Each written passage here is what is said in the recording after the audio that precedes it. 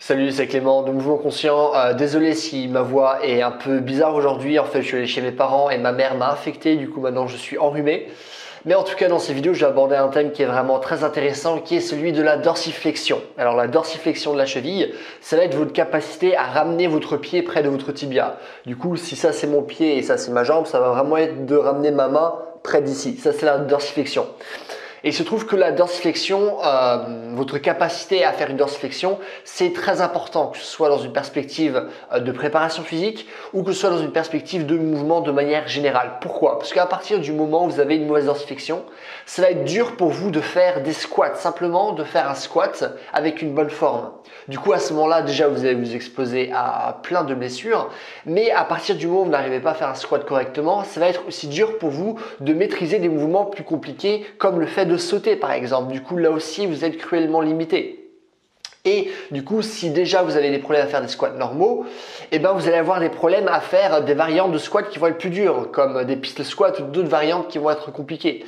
Et même si par exemple vous arrivez à faire des squats normalement sans aucun souci, vous n'allez peut-être pas avoir la dorsiflexion suffisante justement pour faire des mouvements compliqués avec vos jambes qui vont nécessiter beaucoup de force et de souplesse, comme par exemple les dragon pistol squats que vous n'allez jamais pouvoir faire si votre dorsiflexion est vraiment mauvaise. Et aussi maintenant dans une perspective plus générale de mouvement, à partir du moment où vous avez une mauvaise dorsiflexion de la cheville, ça va être dur pour vous aussi de faire des exercices d'inversion.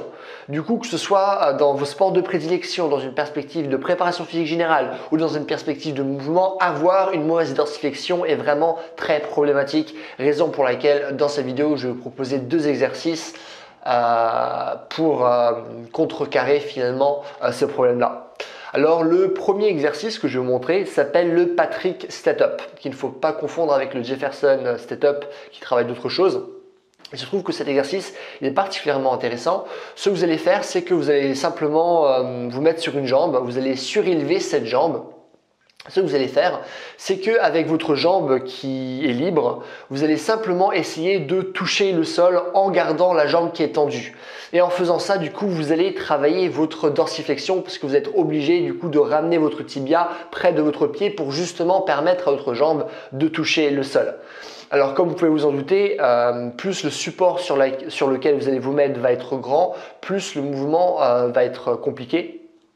De la même manière que plus vous allez rajouter des poids, plus le mouvement va être difficile également. Du coup, si vous êtes un débutant, votre corps, lui, n'est pas habitué à faire ce genre d'exercice. Du coup, ce que vous devez faire, c'est assez simple, c'est commencer avec une surface qui n'est pas très élevée et commencer par faire ce mouvement en poids du corps.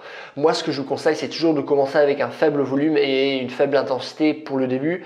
Ce que vous pouvez faire, c'est par exemple 3-4 séries de 10 répétitions par jambe. Ça, c'est un bon début. Le deuxième exercice que j'ai envie de vous proposer, c'est une fente en dorsiflexion. Du coup, on va simplement aller chercher le plus loin possible en dorsiflexion et mettre tout notre poids dessus pour justement bosser cet angle-là. Du coup, ça aussi, c'est un exercice qui est vachement intéressant. C'est un exercice que vous pouvez également charger. Par exemple, vous pouvez rajouter par exemple une kettlebell au niveau de votre genou pour ajouter davantage de poids. Et du coup, là aussi, c'est un exercice qui va beaucoup vous aider pour vraiment tous les mouvements compliqués que vous allez pouvoir faire avec le bas de votre corps. Du coup, je vous conseille de faire ces deux exercices, explorer un peu vous-même pour savoir là où vous avez de meilleures sensations.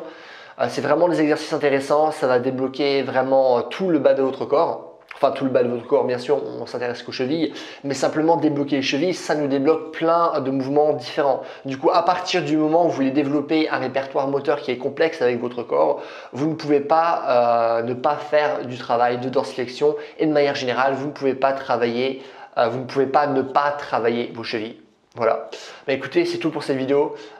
J'espère que ça vous a plu.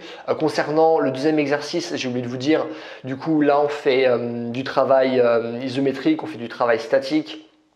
Là, ce que je peux vous conseiller, c'est commencer par des séries de 4-5 séries de 20 à 30 secondes, voire même plus par la suite.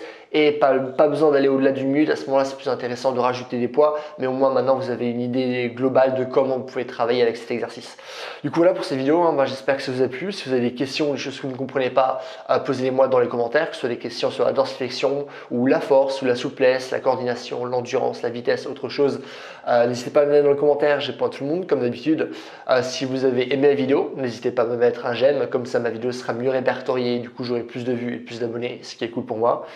Si vous voulez un programme en ligne qui prend justement en compte ce genre de choses, mais qui va aussi vous expliquer tout finalement tous les autres domaines dans lesquels vous devriez avoir de la force ou de la souplesse, qui vous expliquer justement tous les bons exercices que vous devez faire, comment développer aussi votre force, votre souplesse, votre coordination, votre endurance, votre vitesse. Programme qui parle aussi de posture, qui vous donne aussi des exercices pour la posture, qui parle de mobilité, qui parle de douleur, mais qui vous donne aussi un programme d'entraînement sur 4 mois. N'hésitez pas à aller sur mon site, c'est le premier lien dans la description. Et voilà, passez une bonne journée, bye.